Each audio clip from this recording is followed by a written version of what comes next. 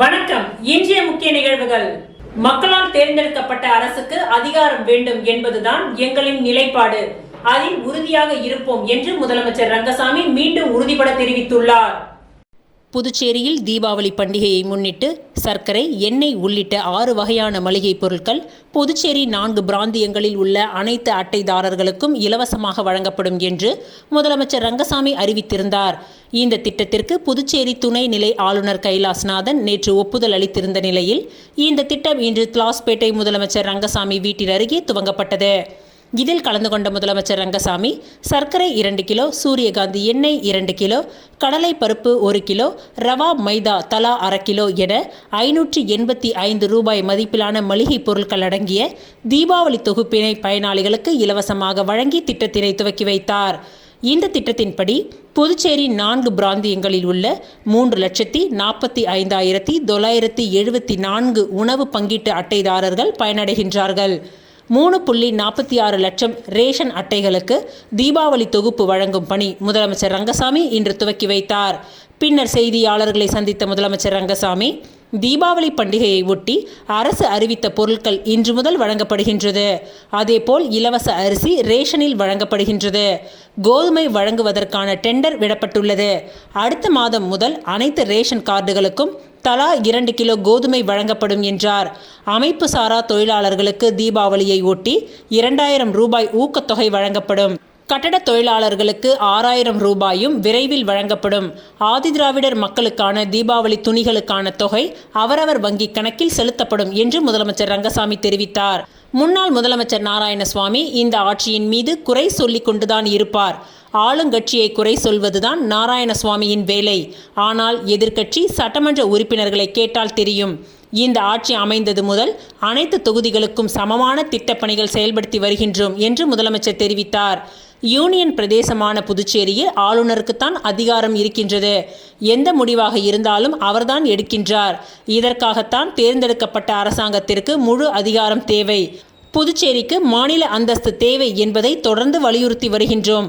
அதில் தொடர்ந்து நிலையாக இருப்போம் என்று முதலமைச்சர் ரங்கசாமி தெரிவித்தார்.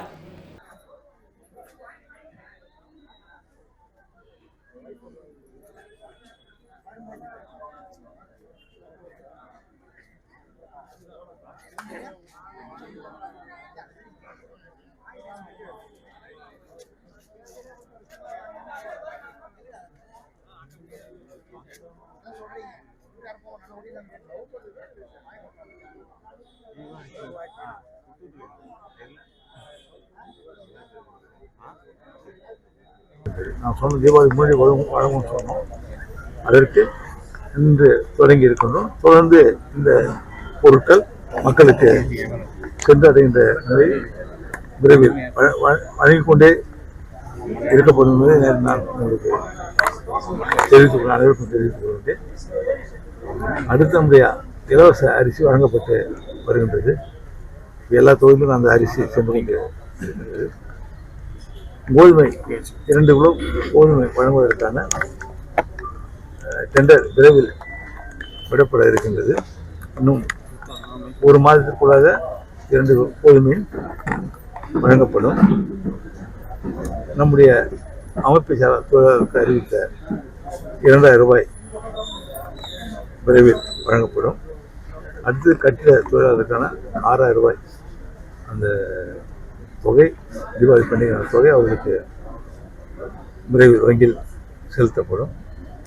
இவ்வாறு எங்களுடைய அரசு அனைத்து தரப்பு மக்களுக்குரிய திட்டங்களை சிறந்த முறையில் செயல்படுத்தி வருகின்றது. ஆதிதிராவிட மக்களுக்கான துணிக்கான பணமும் விரைவில் அவருடைய வங்கி கணக்கில் சென்றது. கட்டிடத்திற்கு 5000 6000 உயர்த்திருக்கீங்க. 6000 உயர்த்திருக்கீங்க அனைவருக்கும். அதாவது 60,000க்கு மேல் உள்ள அந்த உறுப்பினர்களுக்கும் அந்த தொகை இந்த ஆண்டு வழங்கப்படும். தீபாவளி பண்டிகை மட்டும் வழங்கப்படும். இன்னும் 3 நாட்கள் தான் இருக்கு தீபாவளிக்கு. அதுக்குள்ள இந்த இலவச பொருட்கள்லாம் மக்களுக்கு வந்து சேர்ந்து கொடுத்து கொண்டே இருக்கும். போன தடவை நமக்கு தீபாவளிக்கு கொடுக்க முடியல. இந்த தடவை 3 நாள் தான் இருக்கு. எப்படி நம்ம ஆரம்பிச்சிருக்கோம், கொடுப்பாங்க, பொறுத்தே இருப்பாங்க. ரேஷன் கடை மூலமா மட்டும் தான் கொடுக்கணும். அங்கன்வாடி ரேஷன் கடை மூலமா கொடுக்கணும். ரேஷன் எப்போ ஏதாவது தேர்தல் கொடுக்க ஆரம்பிச்சோம். ஏற்கனவே 10ஆம் தேதிக்கு மேல இந்த கோதுமை வழங்கப்படும் சொல்லியிருந்தீங்க. இப்போ ஏன் டிலே ஆகுது? மறுபடியும் 1 மாசம் தள்ளி டெண்டர் விடப்படும். இப்போ டெண்டருக்கான கோப்பு சென்று இருக்கிறது. மத்திய அரசு நமக்கு கோதுமை வந்து மத்திய அரசு கேட்டோம், எஸ்டேட் கேட்க சொல்லியிருந்தாங்க, ஆளுநர் கேட்க சொல்லியிருந்தாங்க, கேட்டோம், அங்கே இல்லை. அதனால் டெண்டர் விடப்பட்டு அந்த கோதுமை வாங்கி கொடுக்கப்படும்.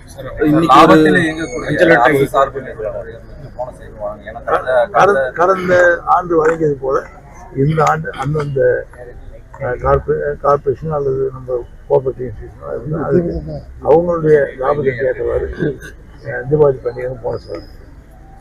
அஞ்சல் அட்டைதாரர்களுக்கு 1000 ரூபாய் பணம் தீபாவளிக்குள்ள வழங்கப்படும். இது குடும்ப அட்டைதாரர்களுக்கு 1000 ரூபாய் குடும்ப தலைவிக்கு. ஆனால் அவருக்கு வழங்குவதற்கான அந்த 1000 ரூபாய் விலைத்தொகை குடும்ப தலைவர் விரைவில் வழங்குவதற்கு நல்லது எடுக்கப்பட்டு வருகிறது. இலவசங்கள் வழங்குறதுக்கு உண்டான நிதி அளிக்கப்படாத இன்னைக்கு நிதித்துறை ஒரு சுற்றறிக்கை ஒன்று, இலவச பொருட்கள் வழங்குறதுக்கான நிதி வந்து செயல்படுத்தக்கூடாது, பண்டிகை காலங்கள் இலவசங்கள் வழங்கக்கூடாது, அரசு சார்ந்த நிதியை பயன்படுத்தக்கூடாது மத்திய அரசு ஒரு சுற்றறிக்கை மத்திய அரசு ஒரு சுற்றறிக்கை கொடுத்திருக்காங்க. ஏன்னா கடந்த காலங்களில் வந்து நம்ம சட்டமன்ற உறுப்பினர்கள் பட்டாசு ஸ்வீட்ஸ் எல்லாம் கொடுத்தோம். அது மத்திய அரசு கொடுத்துருக்காங்க. அதனால் மத்திய நம்ம யூனியன் பிரதேசம் புதுச்சேரி மாநிலம் மத்திய அரசு சுற்றறிக்கை கட்டுப்பட்டது. சார், நீங்க எதுவும் சொன்ன காலத்துக்கு நிறைவேற்ற மாட்டீங்க அப்படின்ற மாதிரி எதிர்கட்சிகள்லாம் குற்றம் சாட்டுறாங்க. குறிப்பா நாராயணசாமி கடுமையா விமர்சிச்சாரு. அதை எப்படி பாக்குறீங்க? அவர் எதிர்கட்சிக்காரு, அவர் எதிர்கட்சிக்காரு, அவர் தான் சொல்லுவாரு. இந்த அரசு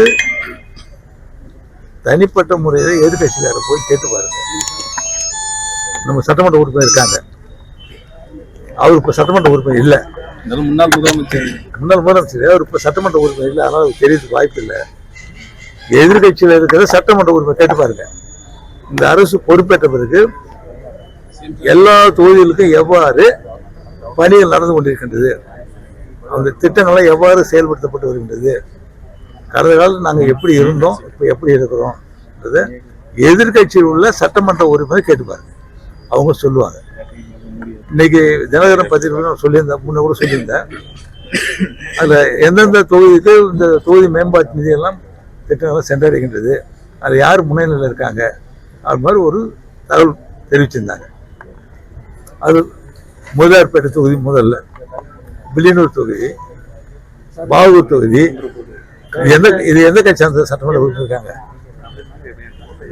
அது குறிப்பா இல்ல, இது மாதிரி எந்த கட்சி சார்ந்தவங்க அப்படின்னு இல்லாம புதுச்சேரி மாநில வளர்ச்சிக்காக, புதுச்சேரி மாநில மக்களுடைய நலனுக்காக இந்த அரசு பாகுபாடின்றி செயல்படுத்தி வருது. எல்லாத்துக்கும் உள்கட்டமைப்பை மேம்படுத்துவதற்கான நிதி அதிகமாக கொடுக்கப்படுவது இப்போதான் இந்த ஆண்டு தான். எத்தனை கோடி ரூபாய்க்கு ஒவ்வொரு தொகுதியும் பணிகள் நடந்து கொண்டிருக்கிறது அவங்க எடுத்து பார்த்தா உங்களுக்கு நல்லா தெரியும். இப்போ மார்ச் மாதத்துக்குள்ளாக எல்லா உள்கட்டமைப்பு மேம்படுத்து எல்லா தொகுதியிலேயே, குறிப்பாக கிராமத்துள்ளே உள்கட்டமைப்பு சாலைகளை மேம்படுத்துவதற்கு 200 கோடி ரூபாய் மத்திய அரசு வழங்கியது மார்ச் மாதம் செலவிடப்பட வேண்டும் என்று கூறியதன் அடிப்படையில் பணிகள்லாம் விரைவாக தொடங்கி நடைபெற்று கொண்டு இருக்கின்றது. இது மாதிரி எத்தனையோ பணிகள் நீங்கள் ஒவ்வொருத்தரையும் பாருங்க, எப்பயாவது இது மாதிரி நடந்துக்கிறான்றதை கேட்டு பாருங்க. கடந்த ஆட்சியில் நடந்ததான்னு கேட்டு பாருங்க. கடந்த ஆட்சியில் அப்போ இருந்த சட்டமன்ற உறுப்பினர், அந்த கட்சியில் இருந்தவங்க இப்போ மந்திரியாகவும் இருக்காங்க, சட்டமன்ற உறுப்பினராகவும் இருக்காங்க. அப்போ என்ன நடந்தது, இப்போ என்ன நடக்குது, ஆளுங்கட்சி சார்ந்தவங்களும் சரி, எதிர்கட்சி சார்ந்தவங்களும் சரி, நீங்கள் கேட்டு பாருங்க. அவங்க தனிப்பட்ட முறை என்ன சொல்கிறாங்கன்னு கேட்டு பாருங்க, உங்களுக்கு நல்லா தெரியும். அவர் முன்னாள் முதலமைச்சர் வந்து அவர் இப்போ சட்டமன்ற உறுப்பினர் இல்லை, அதனால் அவர் தெரியறதுக்கு வாய்ப்பு இல்லை. அவர் எதிர்கட்சி சார்ந்தவர், அதனால் ஆளுங்கட்சி மேலே குறை சொல்கிறவருக்கு அவருடைய முறையாக அவர் ஆளுங்கட்சி குறை சொல்கிறது தான் எப்போதுமே. ஏதாவது செய்யணும்னு சொன்னாங்கன்னா திட்டம் அறிவித்த திட்டம் செயல்படுத்தலை அப்படின்னு சொன்னாங்கன்னா அதையும் விரைவாக எடுத்து செயல்படுத்தும் நடவடிக்கை அரசு எடுக்கும். அது மாதிரி சொன்னாங்கன்னா அதை எடுத்து இந்த அரசு செயல்படுத்தும் கண்டிப்பா. சார், அதாவது கோரிக்கையை ஏற்று மரப்பாலம் முதல் முள்ளடை வரை சாலை விரிவாக்கம் செய்யப்படும் மத்திய அமைச்சர் திட்டப்பணிகள் அனுப்பி விரைவில் அனுப்புவோம். அதுக்கு ஒப்புதல் கிடைக்கும். புதிய மேம்பால பணிகளை எப்ப தொடங்குவாங்க? போக்குவரத்து மாற்றம் ஏதாவது செய்யறதுக்கு எல்லாம் எதையும் இப்போ நம்ம போக்குவரத்து துறை, அந்த காவல்துறையில் போக்குவரத்து நிலையில் என்னென்ன மாற்றங்கள் செய்ய முடியுமோ அதை செய்து போக்குவரத்து நெரிசல் இல்லாமல் பார்த்துக்கொள்வாங்க. சார், பல்வேறு அரசு விழாக்கள்ல நீங்க அரசு அதிகாரிகள் வந்து திட்டங்களை செயல்படுறதுக்கு முட்டுக்கட்டையா இருக்காங்கன்ற மாதிரி குற்றச்சாட்டை முன் வச்சிருந்தீங்க. ஆனா சமீபத்துல நிதின் கட்கரி பங்கேற்ற விழாவில் புதுச்சேரி வளர்ச்சி அடைந்தது, எல்லா ஒத்துழைப்பும் கிடைக்குது மாரி 2 மாறுபட்ட கருத்துக்களை சொல்லியிருக்கீங்க. இது எப்படி பாக்குறது சார்? நாங்க சொல்றது நீங்க இன்னும் சரியா நீங்களே அது தெரிஞ்சுக்கணும். நான் சொல்றது மாநில அந்தஸ்து சம்பந்தப்பட்ட நிர்வாக சம்பந்தப்பட்டது. நிர்வாகத்தில் உள்ள தேக்க நிலை நிர்வாகத்தை விரைவாக வரணுன்றதுக்காக எந்த நிலையில் இருந்தால் எப்படி இருக்குன்றது இந்த மாநில அந்தஸ்து வேணும் இந்த கோரிக்கை நம்ம மத்திய அரசு வலியுறுத்தி வரும். அதனுடைய நிர்வாகத்தின் அடிப்படையில் கூறுவது வேறு. மத்திய அரசு உதவியோடு நிதி உதவி பெற்று திட்டங்களை செயல்படுத்துவது வேறு. அந்த திட்டங்களை இன்னும் விரைவாக செயல்படுத்த முடியும். நம்முடைய நிர்வாகத்திற்கு நம்முடைய தேர்ந்தெடுக்கப்பட்ட அரசுக்கு முழு அதிகாரம் வேணும் என்பதுதான் எங்களுடைய கோரிக்கை. அதனுடைய அடிப்படையில் தான் நான் சில எடுத்து சொல்லுவேன். கூட்டங்கள்லாம் பேசும்போது, பொது நிகழ்ச்சியில் பேசும்போது நான் சொல்லுவேன், விழாக்கள் பேசும்போது சொல்லுவேன், நிர்வாகத்தில் அதிகாரம் தேர்ந்தெடுக்கப்பட்ட அரசுக்கு வேணும். இதுதான் எங்களுடைய மிக முக்கியமான கோரிக்கை. அது எப்போதும் வலியுறுத்துவோம். அதிகாரம்லாம் ஆளுநர் கையில இருக்குன்னு சொல்றீங்களா? இது வந்து புதுச்சேரியில் உங்களுக்கு யூனியன் பிரதேச உருவம் தானே, முடிவு எடுக்கிற முடிவு வந்து இறுதியில் எங்கே போகுது? ஆளுநர் தான் போகுது. அப்போ அதில் வந்து சில மாறுபட்ட கருத்துக்கள் வரும், அந்த காலதாமதம் வரும், இது மாதிரிலாம் இருக்கும். ஆனால் எங்களுக்கு நாங்கள் எப்பொழுதும் கேட்பது தேர்ந்தெடுக்கப்பட்ட அரசுக்கு வேணும். இது எனக்குன்னு இல்லை, யாராக இருந்தாலும். இது கடந்த ஆட்சி என்ன கேட்டிருந்தாங்க நல்லா தெரியும். இந்த ஆட்சி எப்போதும் சரி, புதுச்சேரி மாநில அந்தஸ்து என்பது தேர்ந்தெடுக்கப்பட்ட அரசுக்கு நிர்வாக ரீதியாக அதிகாரம் வேணும் என்பதுதான். திட்டங்களுக்கு மத்திய அரசு உதவுகின்ற நிதியை செலவுபடுத்துவது என்பது மத்திய அரசு நமக்கு உதவி செய்வது என்பது வேறு. மத்திய அரசு நிதி உதவி செய்து கொண்டிருக்கின்ற திட்டம் நாம் கேட்கும்போது கொடுக்கின்றார்கள். அதுக்கு நம்ம மனமார்ந்த நன்றியை நம்ம அடிக்கடி தெரிவிக்கிறோம், அதையும் தெரிவிக்கிறோம். அதே விழாவில் அதையும் தெரிவிக்கிறோம். சார், அதாவது நிறுவனங்களை வந்து செயல்படலன்னு சொல்லிட்டு அதிகாரிகள் ஊழியர்களும் வேலை செய்யணும்னு சொல்லிட்டு குற்றம் சொல்லிட்டு வந்திருக்கீங்க. நீங்களே சொல்லியிருக்கீங்க, புரியல, பல நிறுவனங்கள்ல கூட்டுறவு நிறுவனங்களும் சரி மற்ற நிறுவனம் அதிகம் வந்து வேலை செய்ய மாட்டாங்க அப்படின்னு சொல்லியிருக்கீங்க. இப்போ வந்து பேசன் வந்து மூடப்பட்டிருக்கு. அதுக்கு அவங்களுக்கான என்ன நடவடிக்கை? நிர்வாக ரீதியாக சரியா இல்லை, நஷ்டத்தை இயங்குது. பணியை தொடர்ந்து செய்த அந்த நிர்வாகத்தில் பணியை பேசிங் அந்த பணி சரியாக செய்த அமைச்சர் அவரும் பெரும் முயற்சி எடுத்து அதை வளர்க்கணும், மறுபடியும் கொண்டு வரணும் அப்படின்னு வச்சு எடுத்தாலும் அங்கே இருக்க ஊழியெல்லாம் சரியாக பணி செய்யாமல் அடிக்கடி ஏதோ ஒரு சங்கங்கள் கூறுகின்ற கருத்தெல்லாம் கேட்டுட்டு பணியாற்றம் மூடுறது, ஸ்ட்ரைக் பண்ணுறது, போகிறது, இது மாதிரிலாம் இருக்கும்போது நடத்த முடியல.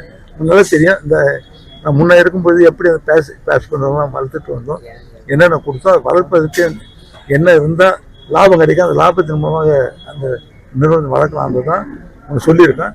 அதுக்காக நான் குறிப்பாக பார் லைசன்ஸ்லாம் கொடுத்தோம். ஆனால் அது சரியாக அவங்க நடத்தி பயன்படுத்திக்கல. ஒரு பொதுத்துறை நிறுவனங்கள், கூட்டுறவு இயக்கங்கள் இதெல்லாம் வந்து அரசு கொடுக்குற நிதியை மட்டும் பயன்படுத்தி தான் வர முடியும்.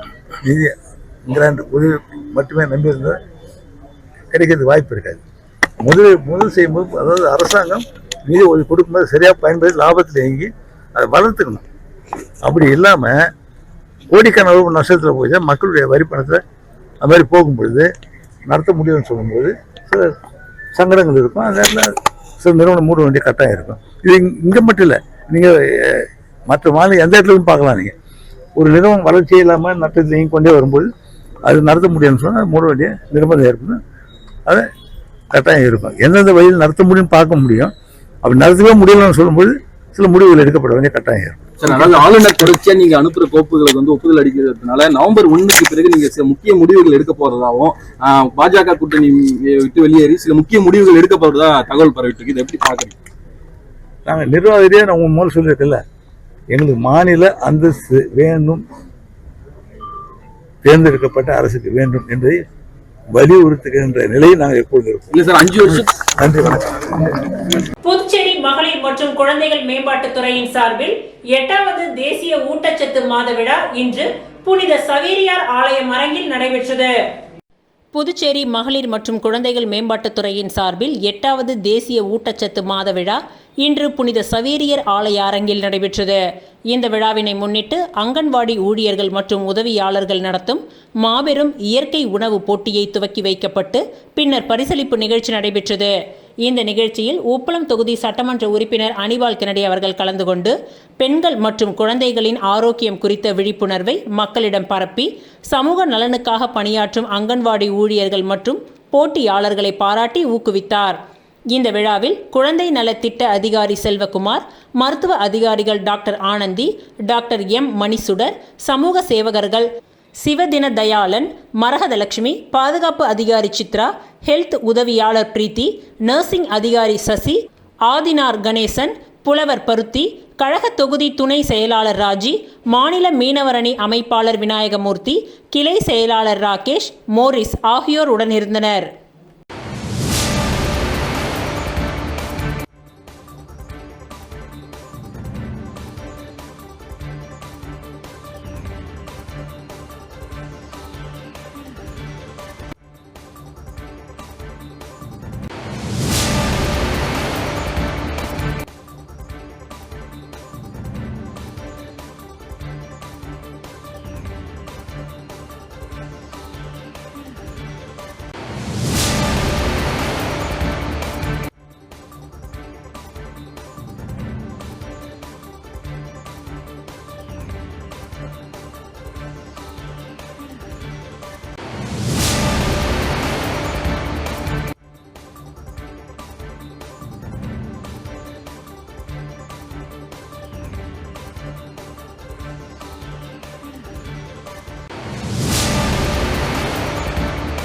தவளக்குப்பம் ராஜீவ்காந்தி கலை மற்றும் அறிவியல் கல்லூரியில் இளங்கலை மற்றும் அறிவியல் பயிலும் மாணவ மாணவிகளுக்கான கல்வி நிறுவனங்கள் மற்றும் தொழில் நிறுவனங்களை தனதாக்கிக் கொள்ளும் ஆளுமை பண்புகளை மேம்படுத்திக் கொள்வதற்காக மைண்ட் ஃபீஸ்ட் 2025 எனும் 2 நாள் பயிற்சி நிகழ்ச்சிகள் கல்லூரியின் பல்நோக்கு கருத்தரங்க கூடம் மற்றும் வகுப்பறையில் நடைபெற்றது.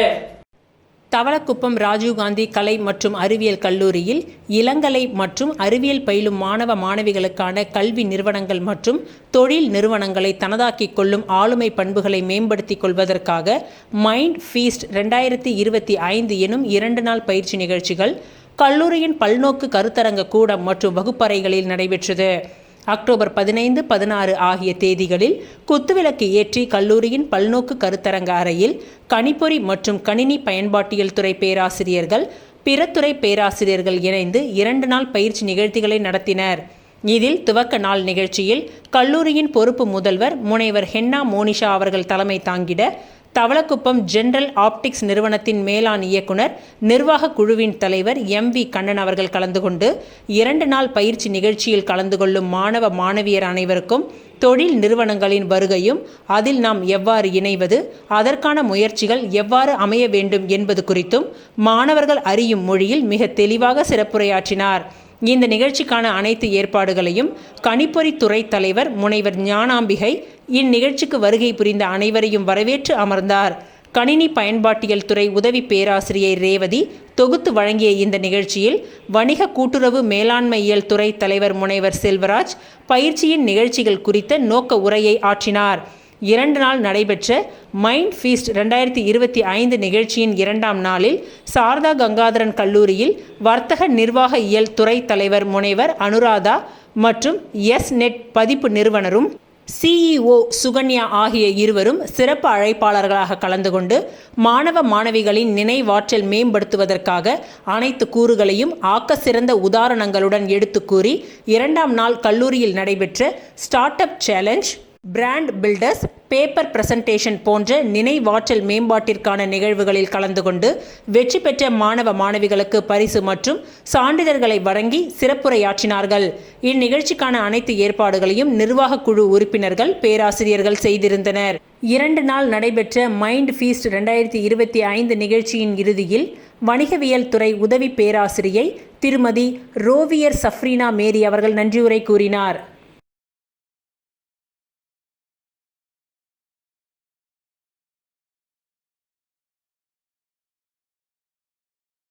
விநாயகா மிஷன் புதுச்சேரி வளாகத்தில் அமைந்துள்ள அலைடு ஹெல்த் சயின்ஸ் கல்லூரியில் சிறுநீரக டயாலிசிஸ் தொழில்நுட்பத்துறை சார்பில் சொற்பொழிவு நடைபெற்றது. விநாயகா மிஷன் புதுச்சேரி வளாகத்தில் அமைந்துள்ள அலைடு ஹெல்த் சயின்ஸ் கல்லூரியின் சிறுநீரக டயாலிசிஸ் தொழில்நுட்பத்துறையின் சார்பில் சொற்பொழிவு நடைபெற்றது. இந்த நிகழ்வு பல்கலைக்கழகத்தின் வேந்தர் டாக்டர் கணேசன் அவர்களின் அறிவுறுத்தலின்படி அலைடு ஹெல்த் சயின்ஸ் கல்லூரியின் டீன் டாக்டர் செந்தில்குமார் அவர்களின் வழிகாட்டுதலின்படி இயக்குனர் பேராசிரியர் ஆண்ட்ரூஸ் ஜான் அவர்களின் தலைமையில் நடைபெற்றது. தேசிய டயாலிசிஸ் தொழில்நுட்பவியலார் வாரம் 2025 நிகழ்வை முன்னிட்டு சிறுநீரக டயாலிசிஸ் தொழில்நுட்பத்துறை டயாலிசிஸ் சிறப்பை மேம்படுத்துதல் என்ற கருப்பொருளின் அடிப்படையில் விருந்தினர் சொற்பொழிவை ஏற்பாடு செய்தது.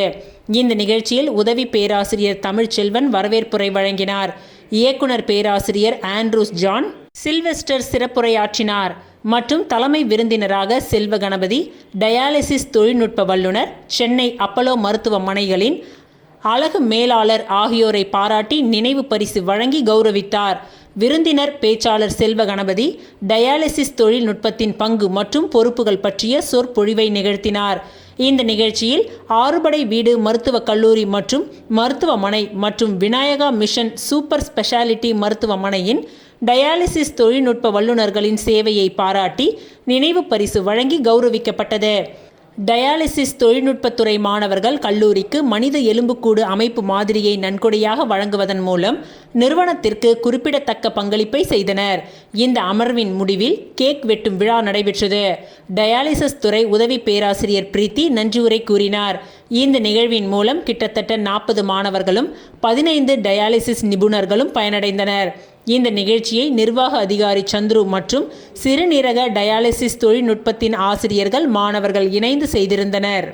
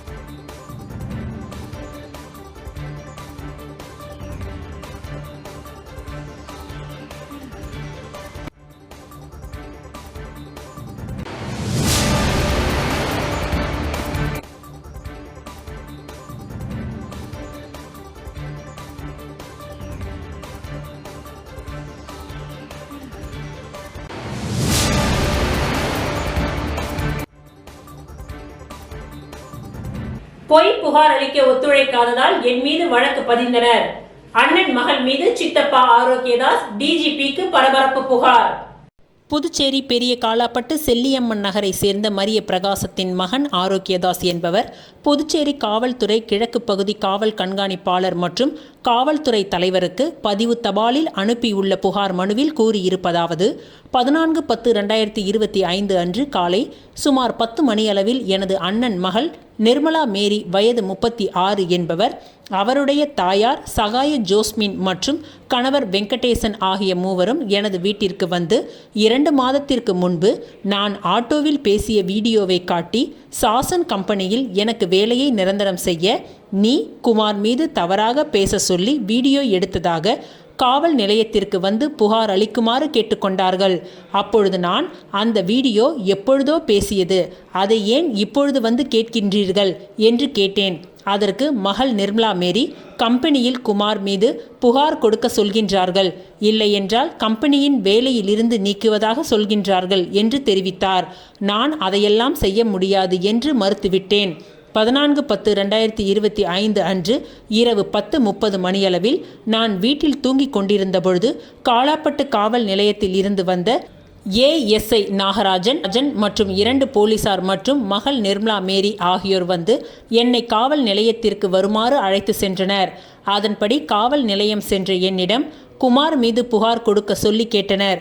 அப்பொழுது நான் அவர்கள் போட்டு காண்பித்த வீடியோவை பார்த்து, இது பழைய வீடியோ, நான் எனது நண்பர்களிடம் பேசி கொண்டிருந்த வீடியோவை அப்பொழுது வாட்ஸ்அப்பில் வெளியிடப்பட்டது, அந்த பழைய வீடியோவை வைத்துக்கொண்டு குமார் மீது புகார் கொடுக்க கேட்டதை நான் மறுத்துவிட்டேன்.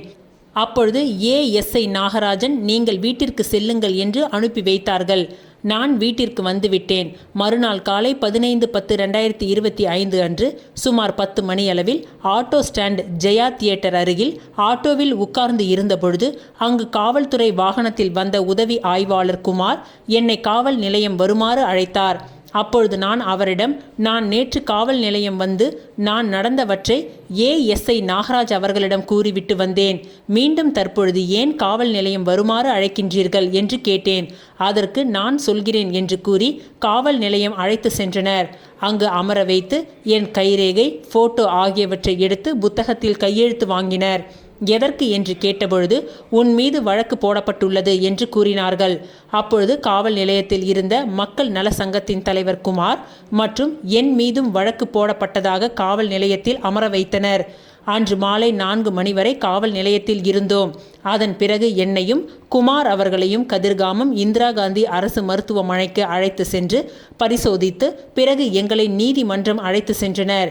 எனவே ஐயா அவர்கள் என்னை 14/10/2025 அன்று இரவு காவல் நிலையம் அழைத்து சென்று விசாரணை செய்து வீட்டிற்கு அனுப்பிய பின்பு நான் அவர்கள் சொன்னபடி புகார் கொடுக்காத காரணத்தினால் மறுநாள் என் மீது நான் பேசி வெளியான பழைய வீடியோவை ஆதாரமாக வைத்து என் மீது வழக்கு பதிவு செய்து எனக்கு மிகுந்த மன உளைச்சலை கொடுத்து விட்டனர். இதனால் எனக்கு மிகுந்த அவமானமாக உள்ளது. என் மீது தவறு இருந்தால் நான் பேசிய வீடியோவில் உள்ள செய்தி உண்மையானது. அதில் கூறிய தகவல்கள் உண்மையானது.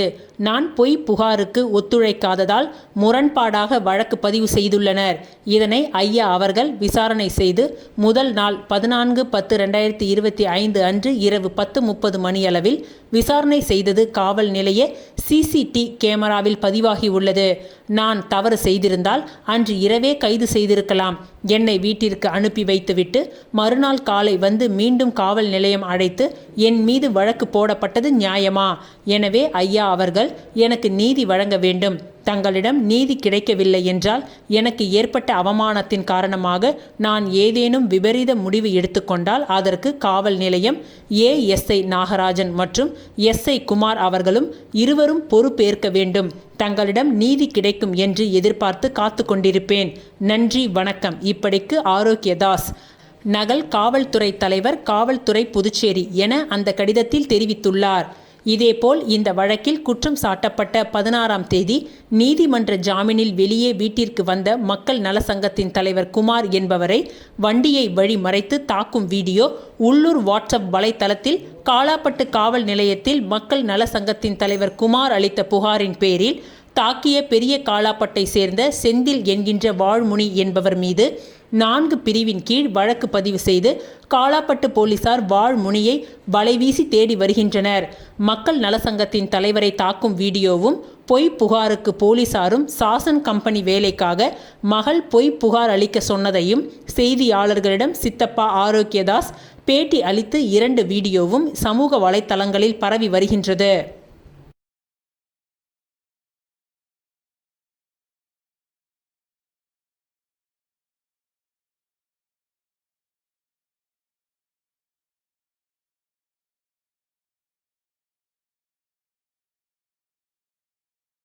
கொம்பாக்கத்தை சேர்ந்த 66 குடும்பங்களுக்கு இலவச மனை பட்டா எதிர்க்கட்சி தலைவர் சிவா முன்னிலையில் முதல்வர் ரங்கசாமி வழங்கினார். நீண்ட வருடங்களாக வழங்கப்படாமல் இருந்த கொம்பாக்கத்தை சேர்ந்த 66 குடும்பத்தினருக்கு எதிர்க்கட்சி தலைவர் சிவா முன்னிலையில் முதல்வர் ரங்கசாமி இலவச மனை பட்டா வழங்கினார். புதுச்சேரி மாநிலம் வில்லியனூர் சட்டமன்ற தொகுதி புதுச்சேரி நகராட்சி கொம்பாக்கம் வார்டுக்கு உட்பட்ட செங்கேணி அம்மன் கோவிலுக்கு சொந்தமான மாந்தோப்பு, Kombakkam Villianur main road, cement களம், ஓட்டம்பாளையம் மற்றும் செட்டிக்களம் சாலையில் வசிக்கும் 66 ஏழை குடும்பங்களுக்கு அரசின் இலவச மனை பட்டா வழங்கும் நிகழ்ச்சி சட்டசபை வளாகத்தில் நடைபெற்றது.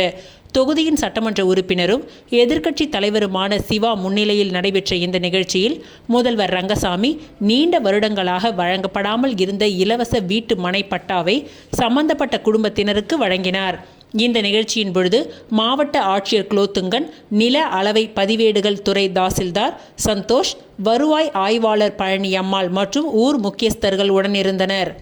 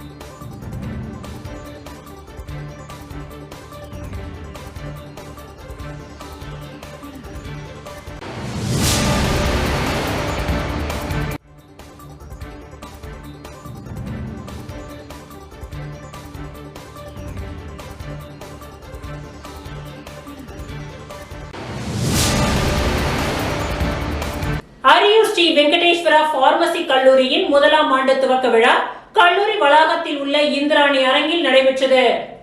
அரியூர் ஸ்ரீ வெங்கடேஸ்வரா பார்மசி கல்லூரியின் முதலாம் ஆண்டு துவக்க விழா கல்லூரி வளாகத்தில் உள்ள இந்திராணி அரங்கில் நடைபெற்றது. முதலாம் ஆண்டு துவக்க விழாவில் ராமச்சந்திரா கல்வி குழுமத்தின் தலைவர் ராமச்சந்திரன், ராதா ராமச்சந்திரன் ஆகியோர் தலைமை தாங்கி குத்துவிளக்கினை ஏற்றி வைத்து மாணவர்களை வரவேற்று பேசினார்கள். கல்வி குழுமத்தின் தலைவர் ராமச்சந்திரன் பேசும்பொழுது, புதுச்சேரியில் முதன்முறையாக வெங்கடேஸ்வரா பார்மசி கல்லூரியில் ஃபார்ம் டி 6ஆம் ஆண்டு படிப்புகள் துவங்கப்பட்டு 2வது பேட்ச் வகுப்புகளுக்கான முதலாம் ஆண்டு துவக்க விழாவில் உங்களை எல்லாம் சந்திப்பதில் மகிழ்ச்சி அடைகின்றேன். இந்த படிப்பிற்காக பல்வேறு மருத்துவ கட்டமைப்புகளை உருவாக்கி ஆராய்ச்சி படிப்பு வரை மேம்படுத்தி உள்ளோம். உலக அளவில் மருத்துவ மருந்தாளர், மருந்து உற்பத்தி, புதிய மருந்துகள் கண்டுபிடிப்பு என பல்வேறு நிறுவனங்களில் அரசு துறைகளில் அதிகப்படியான வேலை வாய்ப்புகள் உள்ளன. படிப்போடு சேர்த்து மாணவர்கள் தங்களுடைய ஆராய்ச்சி படிப்புகளையும் மேம்படுத்தி கொள்ள வேண்டும். இந்த கல்லூரியில் பார்மசி, மருத்துவம், மருந்துகள் கண்டுபிடிப்புகள், மாணவர்களை உருவாக்க திறமையான பேராசிரியர்கள் உள்ளனர். இந்திய அளவில் மருந்துகளின் உற்பத்தி செய்வதும் புதிய மருந்துகளை கண்டுபிடித்து ஏற்றுமதி செய்யும் நிறுவனங்களில் ஃபார்ம் டி பார்மசி படிப்புகளின் முக்கியத்துவம் வாய்ந்ததாகும். திறமையாக படித்து உங்களுடைய நோக்கங்களையும் பெற்றோர்களுடைய கனவுகளையும் நிறைவேற்றுங்கள். இவ்வாறு அவர் பேசினார். இந்த நிகழ்ச்சியில் பார்மசி கல்லூரியின் முதல்வர் ஜெயராமன் அனைவரையும் வரவேற்று பேசினார். இந்த நிகழ்ச்சியில் கல்வி குழுமத்தின் முதன்மை இயக்க அதிகாரி டாக்டர் வித்யா, பொது மேலாளர் சவுந்தரராஜன் ஆகியோர் முன்னிலை வகித்து முதலாம் ஆண்டு மாணவர்களை வரவேற்று வாழ்த்தி பேசினார்கள்.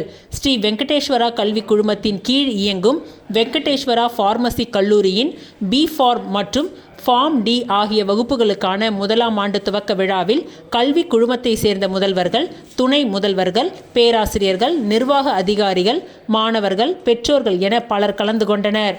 இவ்விழாவின் முடிவில் பார்மசி கல்லூரியின் துணை முதல்வர் நிர்மலா அனைவருக்கும் நன்றி உரை கூறினார்.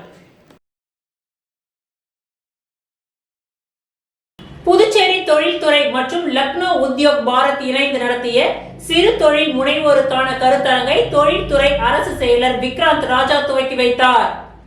மத்திய அரசு தேசிய சிறு தொழில் கழகம் புதுச்சேரி, தொழில்துறை மற்றும் லக்னோ உத்யோக் பாரத் இணைந்து சிறு குறு தொழில் முனைவோருக்கான மின்னணு வர்த்தகம் மூலம் தொழிலை மேம்படுத்துதல் மற்றும் சந்தைப்படுத்துதல் பற்றிய விழிப்புணர்வு நிகழ்ச்சி தனியார் ஹோட்டலில் நடைபெற்றது.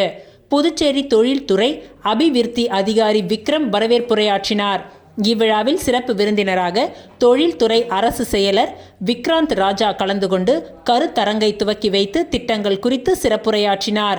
தேசிய சிறு தொழில் கழகத்தின் தலைமை மேலாளர் நரேந்திரகுமார் கழகத்தின் சேவைகள் மற்றும் தொழில் முனைவோரின் பயன்கள் குறித்து எடுத்துரைத்தார். குழு அதிகாரி பழனி புதியதாக உருவாக்கப்பட்டுள்ள டிஜிட்டல் காமர்ஸ் சேவையின் பயன்கள் குறித்து விளக்க உரையாற்றினார். சிறு குறு தொழில் செய்வோர் உருவாக்கும் பொருட்கள் பிரபலமான ஆன்லைன் வர்த்தக தளத்தில் கமிஷன் அடிப்படையில் விற்பனை செய்கின்றனர். இதற்கு மாற்றாக open network digital commerce on boarding உருவாக்கப்பட்டுள்ளது. இந்த நிகழ்ச்சியில் புதுவை லக்னோ உத்யோக் தலைவர் விக்னேஸ்வரன் மற்றும் அசோக், சுரேஷ் பாபு, சித்ரா பசுபதி ஆகியோர் கலந்து கொண்டு சிறப்பித்தனர். மேலும் இந்த நிகழ்ச்சியில் புதுச்சேரி தொழிற்சங்கத்தின் தலைவர்கள், செயலாளர்கள், தொழில் முனைவோர்கள் மற்றும் பெண் தொழில் முனைவோர்கள் கலந்து கொண்டனர்.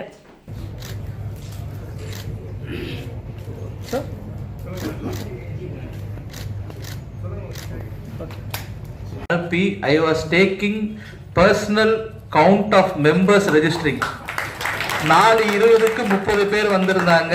அடுத்த மாநில அரசாங்கத்தால் செய்யப்படக்கூடிய திட்டங்களை தாண்டி மத்திய அரசாங்க திட்டங்களும் போயிட்டு இருக்கு. ஸோ இப்போ நடக்கக்கூடிய ஒன் ஆஃப் த ப்ரோக்ராம் வந்து கவர்மெண்ட் ஆஃப் இந்தியா கொண்டு வந்திருக்க ஒரு அவேர்னஸ் ஸ்கீம். இதுல ஸ்டேட் கவர்மெண்ட் ஒரு ஆக்ட் லகு உத்யோக் பாரதின் போது வந்து கேட்பாங்க, சார் என்கிட்ட ப்ராடக்ட் இருக்கு, நான் எப்படி மார்க்கெட் பண்ண முடியலன்னு சொல்லிட்டுலாம் கேட்பாங்க. அவங்களாம் இதை வந்து இது மெயினாக யூஸ் பண்ணிக்கணும், நம்ம வந்திருக்கவங்க எல்லாரும் யூஸ் பண்ணிக்கணுன்றதுனால இந்த நிகழ்ச்சி வந்து நம்ம நடத்தியிருக்கோம் இந்த என்எஸ்ஐசி மூலிமா. அடுத்ததாக நம்ம தொழிலதிபர்களுக்கும் இங்கே வருகை தந்ததற்காக மிக்க நன்றியை தெரிவித்துக் கொள்கிறேன். லகு உத்யோக் பாரதியின் மெம்பர்ஸ், எங்களுடைய உறுப்பினர்கள் அனைவரையும் இரண்டுடைய சேவையும் மேம்படுத்தி கொண்டு வருகிறோம். இப்போ பார்த்தீங்கன்னா உங்கள் எல்லாருக்குமே ரொம்ப காமனாக பண்ணுறாங்க, உங்களுக்கு அந்த பேமெண்ட் இதெல்லாம் அரேஞ்ச் பண்ணுறாங்க. நீங்கள் பார்ட்னர் ப்ரொடக்ஷன் மட்டும் கேரி பண்ணால் போதும், உங்களுக்கு பிஸ்னஸ் நடந்துக்கிட்டே இருக்கும். 277.35 crores if I'm not wrong. இதை 3 வருஷத்துல வந்து Indian government has to spend it. இப்படி ஒன்று நம்ம பண்ணணும். ஏன் பண்ணணும்னா மோனோபொலி மார்க்கெட்டை அடிச்சு உடைக்கணும். அதாவது ஆன்லைன் மார்க்கெட்டு, இ-காமர்ஸ் மார்க்கெட்டுன்றது இட்ஸ் நாட். இதுல பெரிய அட்வான்டேஜ் வந்து என்னன்னா, இது ஆப் இல்லை, இது ஒரு நெட்வொர்க். ரொம்ப டெக்னிக்கலா புரிஞ்சுக்கணும்னா நெட்வொர்க்னா என்ன, பிளாட்ஃபார்ம்னா என்ன, ஆப்னா என்னன்னு இருக்கு. இதெல்லாம் டெக்னிக்கல் டீடைல்ஸ். இதெல்லாம் கூட நீங்க எம்எஸ்எம்இஸ் வந்து தெரிஞ்சுக்க வேண்டிய அவசியம். அந்த வாட்ஸ்அப்பை கிரியேட் பண்றதுக்கு ஃபண்டமெண்டலி ஒரு சாஃப்ட்வேர் யூஸ் பண்ணுவோம். சொல்லணும்னா இந்த போர்டு இருக்கு, மார்க்கெட் இருக்கு என் கையில, நான் போய் எழுதுறேன். அதை வர எழுதுறோம்னா வர எழுத்து இருக்கு பாத்தீங்களா, அதான் ஆப்ன்றது வந்து ஒரு ஸ்பெசிபிக் பர்பஸ்க்காக யூஸ் பண்றது. வர முடியாது, பிளிப்கார்ட் உள்ள அமேசான் வர முடியாது, ஸ்விக்கி உள்ள ஜொமேட்டோ வர முடியாது, ஜொமேட்டோ உள்ள ஸ்விக்கி வர முடியாது. ஆனா ஓஎன்டிசில அமேசான். புதுச்சேரியில் JCM மக்கள் மன்றம் சார்பில் விரைவில் மூடப்பட உள்ள பாசிக் நிறுவன ஊழியர்களுக்கு தீபாவளி பரிசு தொகுப்பு மற்றும் பரிசு தொகையை மக்கள் மன்ற தலைவர் ரீகன் ஜான்குமார் வழங்கினார்.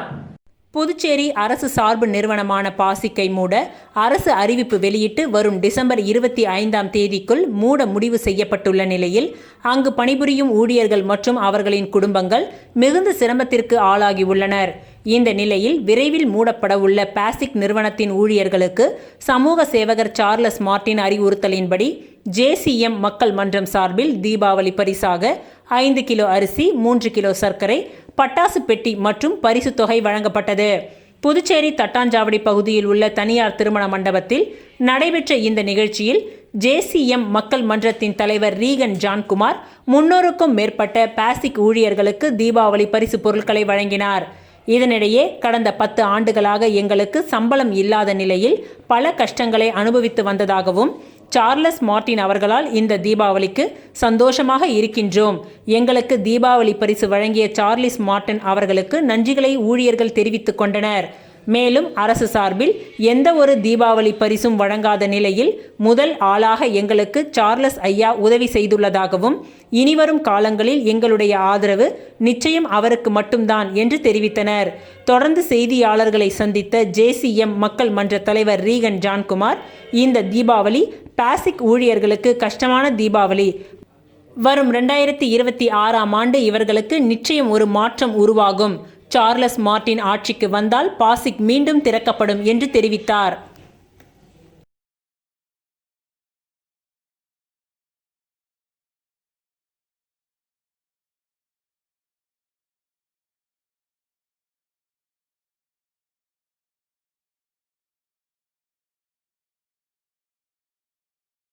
இத்துடன் இன்றைய நிகழ்வுகள் நிறைவடைந்தன. நன்றி, வணக்கம்.